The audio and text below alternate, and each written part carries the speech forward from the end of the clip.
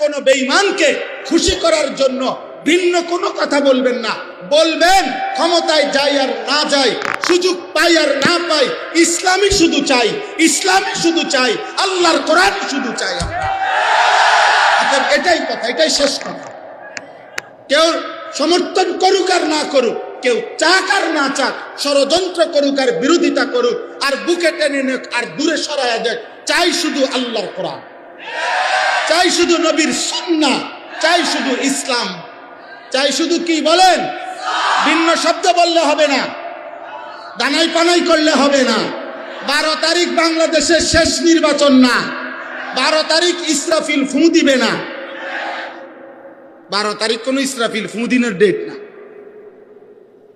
বলতেছে শেষ হাসি দেখা যাবে 12 তারিখ, দেখা যাবে শেষ হাসি কে হাসে।